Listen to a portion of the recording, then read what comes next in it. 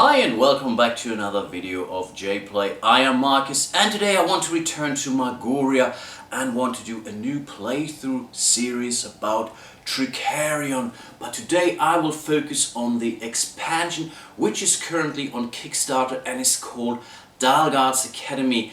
And it comes with solo rules. How cool is that? And those solo rules have been designed by solo mastermind David Turchi. Okay, so let's find out how this plays.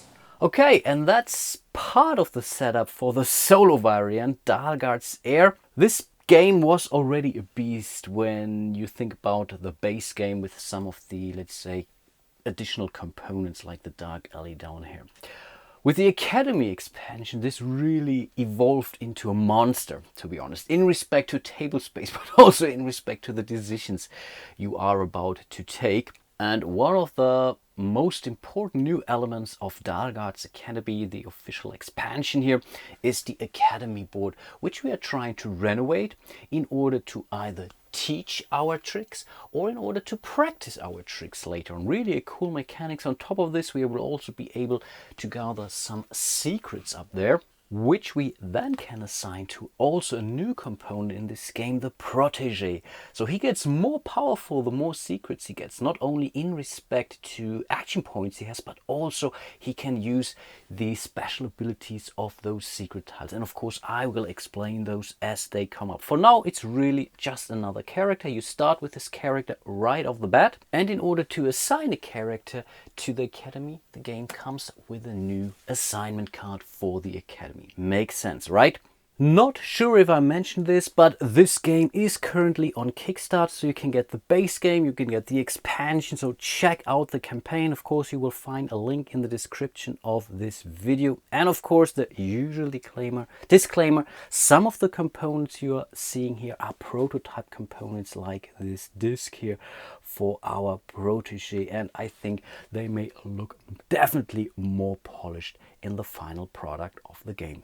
Of course, there's also a whole bunch of new magicians that comes with the expansion, and I decided to use one, and that's Lumania the Radiant. Her special ability says whenever you do a trick link, you not get one for the first fame level, but 2 fame or coins when you do a link. The same is true here for the 16 and the 36, so you gain 3 and 4 respectively. Awesome.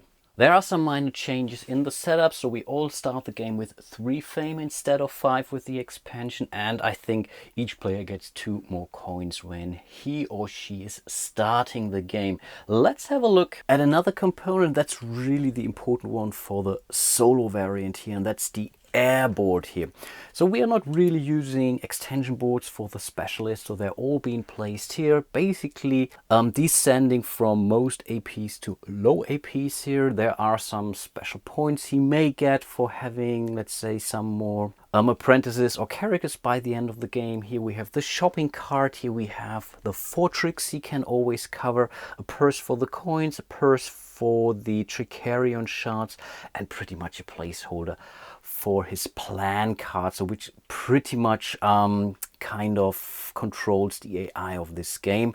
But again, I will come to that as I go. He will also start the game with a normal deck of assignment cards. I already prepared the plan deck, so there is some way how to do that. And yeah, that's pretty much it in respect to setup. He always starts the game with a prepared trick of his preferred trick category. I think there may be some specialized characters for the air in the final product. I will go with the standard, or with one of the standard characters from the base game here, the Mechaniker, for example, a mechanical guy.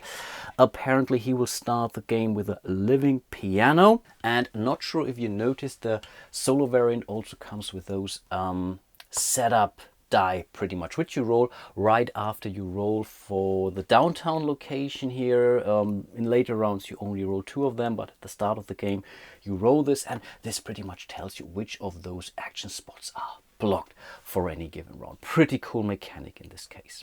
There are also some additional prophecies that comes with the expansion, but I think it's only 3 for the solo play. You have to remove some of the prophecies. This is something I did, but it's also only 3 or 4. Some of them work a little bit different or only affect you, for example, but I will also come to that. And keep in mind, you don't have to play with a Dark Alley expansion. So the AI works perfectly well also if you prefer only to play with a, let's say, very base game, so without all those Dark Alley components. I think I will not explain the core game, as I already did a video quite some time ago. There are a huge amount of videos on how to play the base game for Trickerion. I will really focus on the new components that come with Dahlgaard's Academy, so like the Academy, for example, maybe some of the prophecies, and of course I will focus on the solo rules for this game. So you know me, I'm pretty sure I will talk a little bit about why I'm doing stuff and how it works, but I really try to keep it to a minimum in this video, and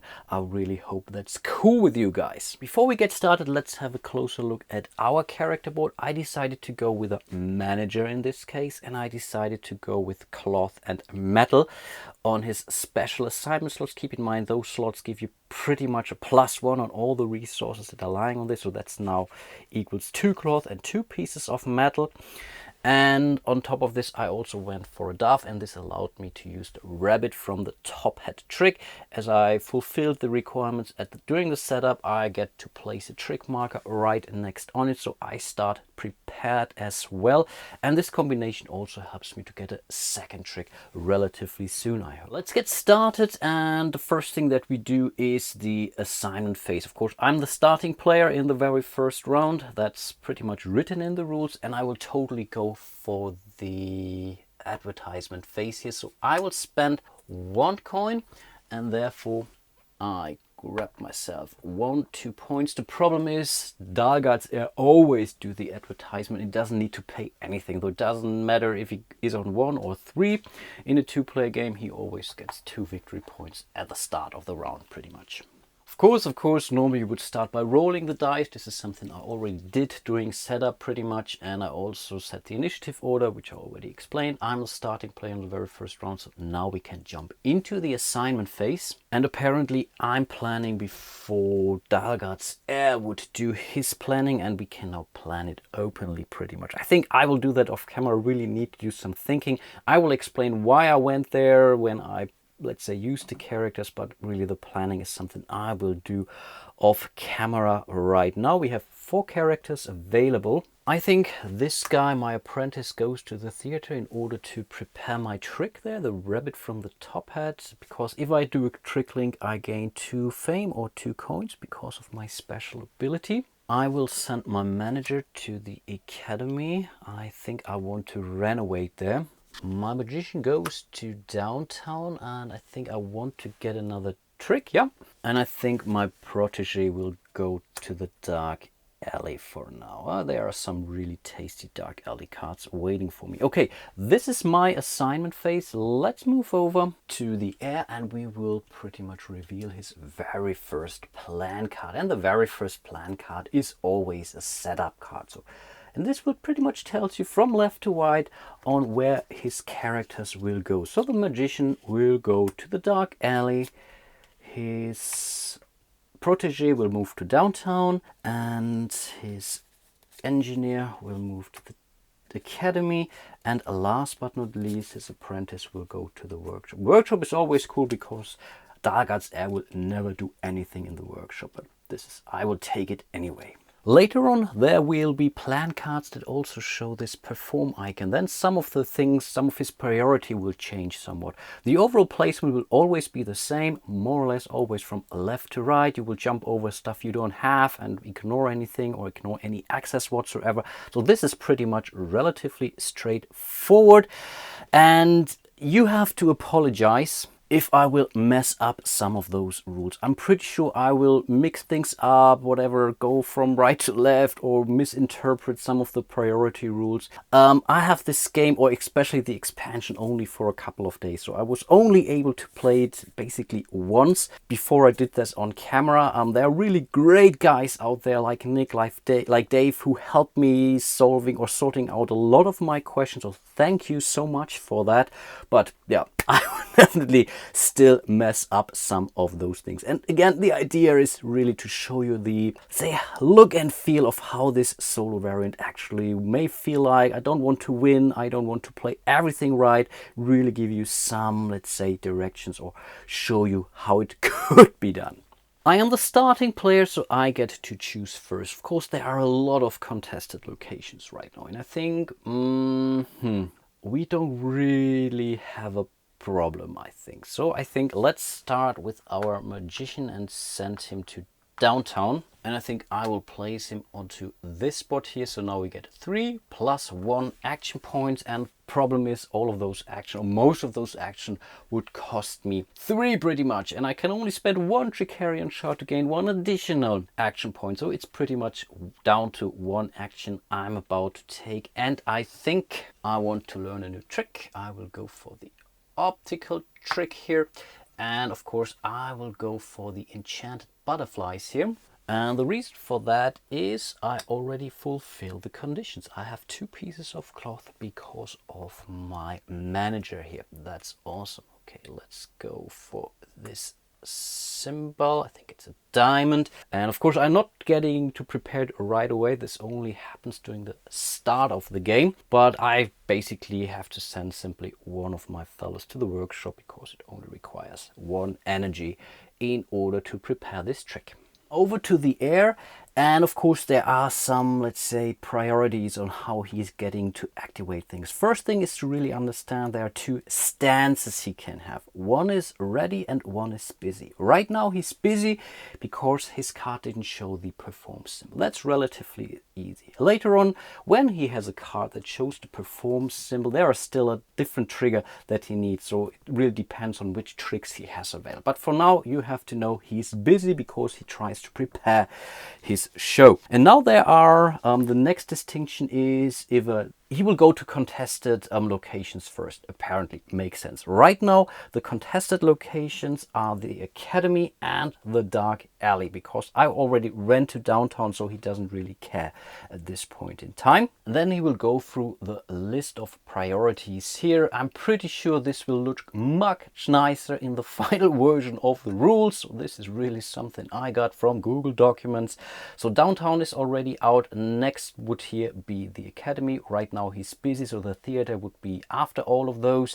So in this case he will send his engineer to the Academy, and therefore he gains 4 action points. And next we have a table that shows us how many actions he's going to take with the amount of action points. I'm playing on the easy level, keep that in mind. So when playing on medium or normal or hard mode, in this case he will start the game with more characters already, and he may get more actions depending on his action points. But in this case it's simply 2 actions. I will not go through this workflow here pretty much. I will simply tell you what he will be doing, and his first priority will always be to pump up his protege by getting those air tiles up, secret tiles up there. So we will pretty much flip a coin or roll a die. So 1, 2, 3 is the topmost, 4 to 6 is the down one. Doesn't really matter for him. For him it's only important he gets this tile. So he will ignore the special ability, but from now on his protege has a +1 action point. So he's now at 2 action points and he has not used it yet. So this can already change things. For us, if we are going to get those secret tiles, we pretty much, of course, can use this as soon as we place it here. And this pretty much tells us if we send the protege to the downtown, we can use the apprentice die to take any of the specialists or hire any of those specialists. Can be helpful relatively early in the game, but now it's out of the game anyway, so I don't have to think about it. He still has 1 more action to do, and the next thing that he would do is to renovate. He currently doesn't have any coins, so he will go for the cheapest tile available for him, and we have the same fame thresholds here as for the magic texture. Right now we are at 5 fame, so we will look at this very first row here. That's the cheapest one. That's a so-called practice room. And he pretty much gets to build it for free if he doesn't have any coins in this case.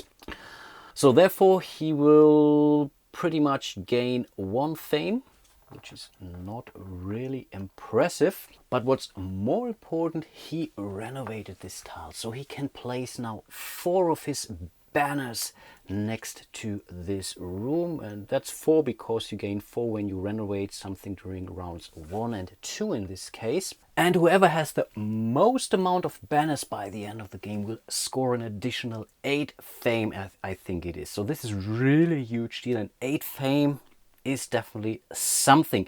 But those were all of the actions. The good thing is I will be able to leverage those tiles here as well. And I also sent someone here to the academy, and I think I may really go for one of those practice slots here, but I will explain this as I go. I think those were the 2 actions for the air. And as we still have one more contested location, I think I want to go to the dark alley next. I have 2 points, and with 2 points I only get 1 card, or I can get 1 card and rotate this one here, the prophecies. And the first prophecy we will let's say look at for the next round, keep in mind the first round is always without any prophecies, is a good one for us because this allows you to hire a character for only 1 action point. That's tempting. That's really tempting. So I think I will not spin this. I will go for this special assignment card. That's really great with the durable components. At the end of the performance phase, you may return 1 of your performed tricks to its trick card instead of discarding. This is really, really huge. And keep in mind, those cards are also worth 2 victory points by the end of the game. I have 1 more action point left. The problem is every further one costs me 2, and I only have 1 AP left. And I think, I think I will spend my Trickerion shard and will go for the hypnotic motivation, which grants me the character I just hired right away, and I get to place an assignment card right next to it. That's really, really great. So let's go for both of those cards. And then we no longer have any contested location, so he will go to downtown next. He will send his protege now with 2 action points, keep that in mind. But with 2 action points he will only get 1 die to resolve. And of course there's also, let's say, a little workflow you're following, and his first interest is always to gain more tricks. Right now there's only 1 trick category available, and that's what he will go for. So he will now take all the tricks of his highest fame level. Right now he's still at fame level 1, and he gets 1 of those at random, but we will not get the cheap one here, though that's also part of the rules. So we will put this back, we will shuffle the remaining 3, and we'll put it right next to his character board here, of the air board here. The bad thing is he will get to prepare those tricks right away. So let's go with the heart at this point in time. He will prepare it accordingly with 2 things. And next, he will also gain the resources that are required for this trick. So that's this level 3 one, an oil can, and 1 piece of metal. He always gains 1 of those. And the reason why he's doing this is a mechanic to pretty much update the market row from time to time. Because I would always, let's say, keep it optimized to myself. But this mechanic works really great in order to bring some life to the market row when playing this alone. And so in this case, he will go for an oil can. I don't know what this is, mirror maybe, and some pieces of metal. Right now, it really doesn't mean anything. Only when he goes to the market row later on, things would change. Okay, those were already his actions in respect to downtown. Yes. Next, I want to send my manager to the academy. I now have 3 points. I don't have any shards left, so I cannot boost this action. So it's 1 action I'm about to take, and I think I want to practice. I don't really fancy the remaining secret tile for our protege up there, which means when I send the protege to the theater, he gains 1 more action point. It's not bad, but there are definitely better ones in the stack. Let me show you this. So I think really in this case I want to practice a trick, and I think I will go for the rabbit from the top hat here. And here we have those small little practice and classroom tokens. Are a little bit smaller than that, but they basically match the tricks here. So I will go for the spade and I will place it onto this practice room slot pretty much, which now gives the trick sealed a +1 and a +1 for anything I'm using it for. This can be for performances, for any other stuff, for any whatever. This always have a fame +1 and a coin +1 as well. And I can keep it there as long as I want. I can move it later on. I can move it, I think, from the practice room to the classroom later on, but I cannot move it back from the classroom to the practice room, for example. But for now, I'm pretty happy that I have this spot here. Those are all of my actions in the academy. Next, it's the Magician of the Air. He will go next to the Dark Alley. Workshop is always last in line, apparently. He will go onto the remaining slot here. So those are 4 action points. First of all, he will flip a coin, or I will roll a die to see if he will move those prophecies around. I would say 1 to 3 he will move it, 4 to 6 he will move it not. No, he will move those not. I think that's okay because actually I wanted this. And with 4 action points he will go for 2 cards. Again, there's a table that explains you this on easy level. He will always go first for a theater card. He will go for cards he has the fewest of. Right now it doesn't have any special assignment cards, so he will first go for a theater card. His next priority will be a downtown card, and he will never use those special abilities. He will only use the +1 down there, and of course if he has them in his hand at the end of the game, he will also score additional fame points for that. Okay, those were the actions in the Dark Alley. I also still have one more character left, my apprentice, and of course I will totally send him to the theater. I could send him here, but it doesn't really help me. I only have 1 trick available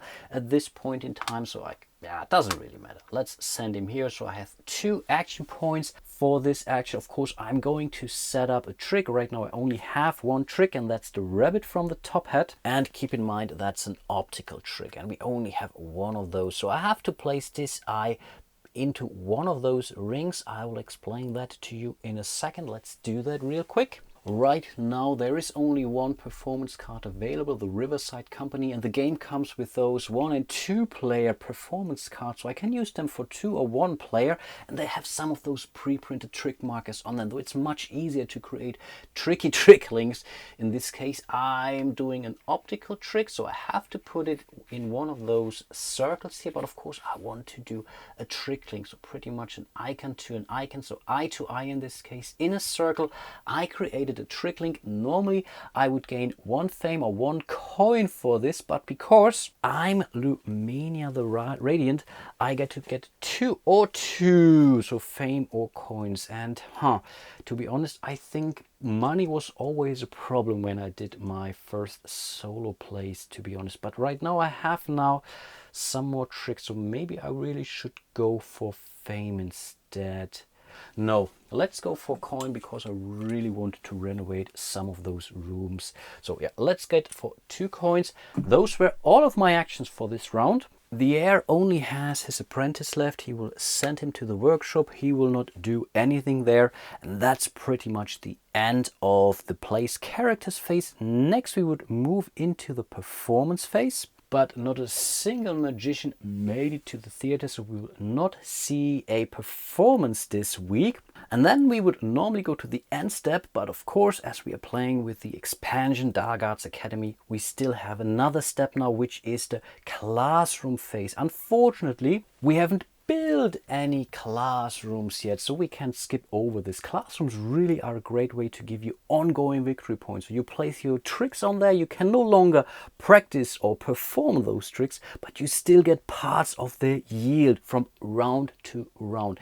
Can be a pretty powerful deal, to be honest, but as I mentioned, we will not see that happening during this week. Now we are at the end turn phase, so we would have to pay our wages. Right now our protege doesn't cost us anything only if we start putting secrets into him, he gets more expensive. So we have to spend 2 coins here for our manager and 1 coin for our apprentice, for a total of 3. The heir doesn't pay any wages, but during this step he would normally trade in coins for actual victory points. Right now he hasn't accumulated any victory points yet. This will change soon, believe me. And I think next we can return our characters. I will do that off camera. We would see new orders arrive, but we haven't placed any orders yet as well. We would remove all of the posters, and then yeah, we would move the turn counter. And one thing that I usually forget is to reveal new special assignment cards. I think we will simply put them to the bottom, so you always have a new selections of cards, which is always great. And of course we need to rotate those around. We will reveal a new tile here, and I think that's a bad one. We don't want to see this happening, because I think when we place it on the 2 spot, we have to pay 3 coins for that. So yeah, definitely something we would try to avoid. And last but not least, we will basically discard any leftover secret cards and we'll place 2 more. Let's have a look at those. And the first one is really cool, because when you use a special assignment card with this character, so with a protege, you can pay 1 coin to get it back right away. This can be really, really powerful. And the second one is huge too, because you can pretty much consider both of those non-X dice for the bank die 3 highest than they show. So if it would be a 6, you could trade this die in for 9 coins in total, which is really, really huge. I think I really have to go there this round. Next, we would reroll all of our downtown dice. We would also roll some of those setup dice. I will explain this in my next video, but I think for now I will call it a day. I'm not quite sure if I will play this to the bitter end, because it's really a long game, but I will totally do 1 or at least 2 more videos of this solo playthrough. And maybe if you are somewhat convincing, I may consider doing it to the bitter end. I really hope you enjoyed the first episode of my playthrough of Dahlgaard's Academy using Dahlgaard's Heir solo rules designed by David Turchi here. They work really perfect. It's really a great experience, but also the additions to the core game, so the Academy done by Richard Amann and Victor Peter, are really also a great addition to the game. Really adds so much more choices, so much more flavor to the game. It's not getting easier, and you really need a little bit more table space, but really a great addition to an already pretty great game. Keep in mind, this game is currently, and the expansion is currently on Kickstarter, so you will definitely find a link in the description of this video. And yeah, hope to see you soon in one of my other videos, and until then, bye bye.